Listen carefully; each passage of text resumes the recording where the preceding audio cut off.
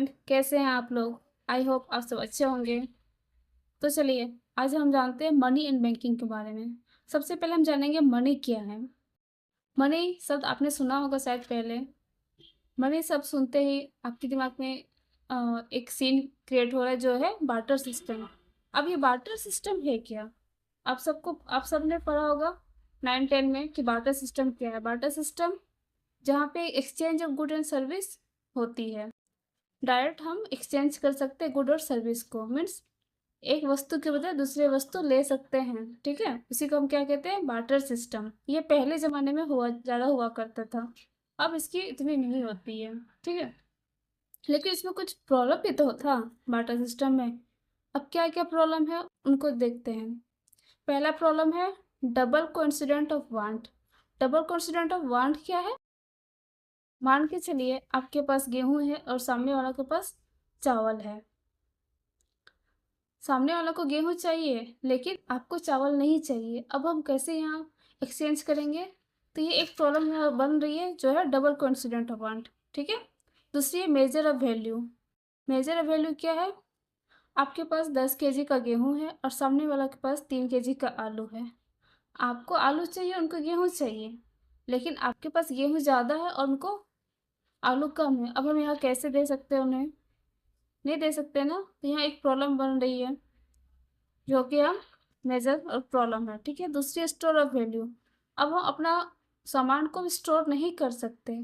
मान के चलिए हमारे पास टमाटर है, अब हम कोई लेने वाला नहीं है आसपास, तो हम इसको स्टोर करेंगे, पर हम क्या इसको ज़्यादा दिन तक स्टोर कर सकते हैं? वो टमाटर तो कुछ टाइम के बाद ख़राब हो सकती है। तो यहाँ पे स्टोर की प्रॉब्लम क्रिएट हो रही है। ठीक है, दूसरी standard of deferred payment. Standard of deferred payments क्या है? मीन्स डिफर्ड पेमेंट्स क्या होता है? Future payment. ठीक है, अब हम इसको स्टोर करेंगे तब तो फ्यूचर में पेमेंट करेंगे। अब हम उस किसी प्रोडक्ट को स्टोर कर ही नहीं पा रहे हैं, गुड्स को, तो हम इसको पेमेंट कैसे करेंगे फ्यूचर में? तो ये एक प्रॉब्लम क्रिएट हो रही है जो है स्टैंडर्ड ऑफ डिफर्ड पेमेंट। तो ये सब प्रॉब्लम है बार्टर सिस्टम में। तो इन सब प्रॉब्लम को ख़त्म करने के लिए एक सॉल्यूशन निकाला गया जो है मनी। ठीक है, आप सब अभी मनी के बारे में जानते हैं, मनी का वैल्यू कितना है। बिना मनी का तो कुछ हो नहीं सकता। ठीक है, तो मनी का यहाँ पे इन्वेंशन हुआ मनी। अब मनी क्या है? मनी ऐसा चीज़ है जिससे हम कुछ भी ले सकते हैं या किसी को मनी दे भी सकते हैं। यहाँ पे इजी हो गया मनी के आने से, कुछ भी ट्रांजेक्शन करना या फिर कोई प्रोडक्ट खरीदना, गुड एंड सर्विस एक्सचेंज करना, ये सब इजी हो गया। किसके चलते? मनी के चलते। देखिए मनी का मीनिंग क्या लिखा हुआ है। Money is anything which is generally accepted as a medium of exchange, measure of value, store of value and means for standard of deferred payments. Means money के आने से क्या होता है? जनरली एक्सेप्ट हो जा रहा है medium of exchange. Easily accept कर सकते हैं मीडियम ऑफ एक्सचेंज को, मेजर कर सकते हैं वैल्यू को, स्टोर भी कर सकते हैं हम, और स्टैंडर्ड डिफर्ड पेमेंट यहाँ पे कर सकते हैं। किसके चलते? मनी के चलते। इन सब का प्रॉब्लम किसने सॉल्व किया? मनी ने। बार्टर सिस्टम में जो भी प्रॉब्लम था उन सब का सोल्यूशन एक ही निकला, वो क्या है? मनी। और मनी हमारे लिए बहुत यूज़फुल है।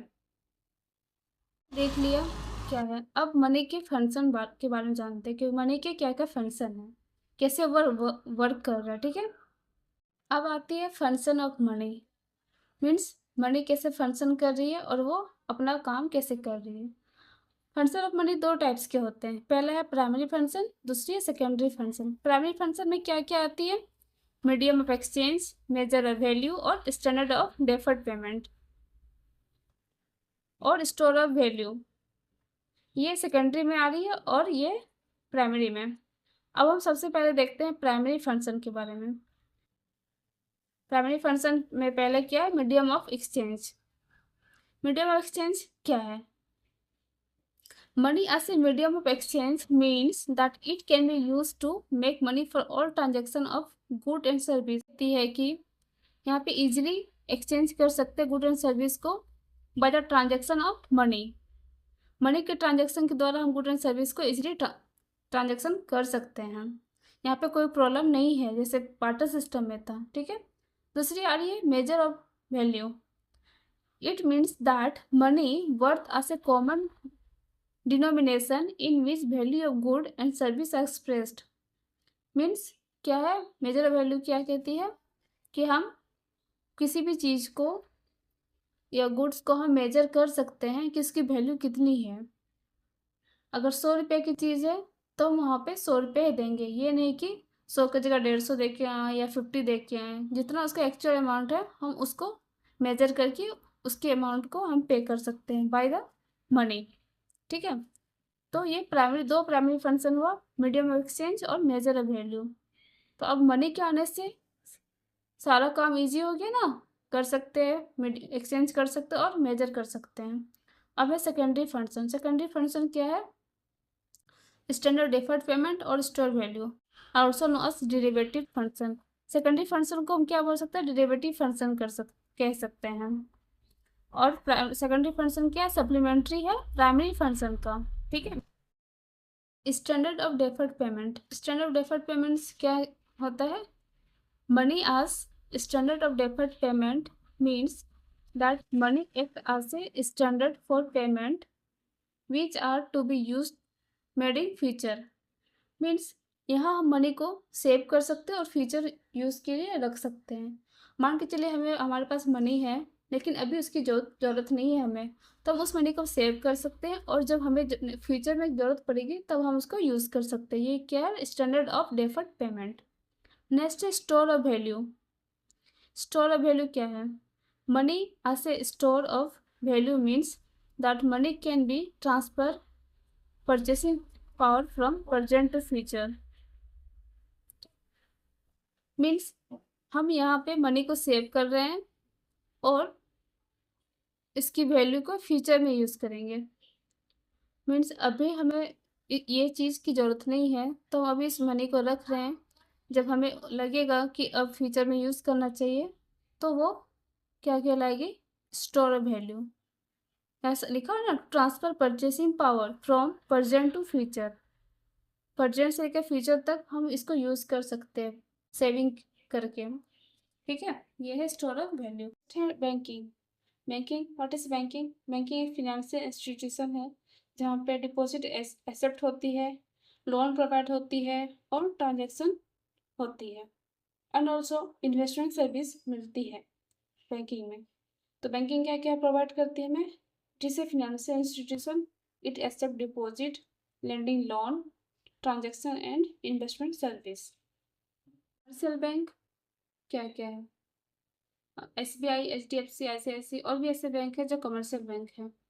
कमर्शियल के भी बैंक है जो है सेंट्रल बैंक मीन्स RBI। और कमर्शियल बैंक क्या करती है? प्रोवाइड लोन करती है और डिपॉजिट एक्सेप्ट करती है। अब है function of central bank. Function of central bank क्या है? Currency note. Currency note means क्या होती है? इसको हम इशू ऑफ नोट भी कह सकते हैं। करेंसी नोट, RBI सारा नोट्स बनाती है सिर्फ 1 रुपये की कॉइन छोड़ के, और जो 1 रुपये की कॉइन होती है वो बनाती है points finance of minister of India बनाती है। इसके बाद जितने भी नोट है वो RBI बनाती है।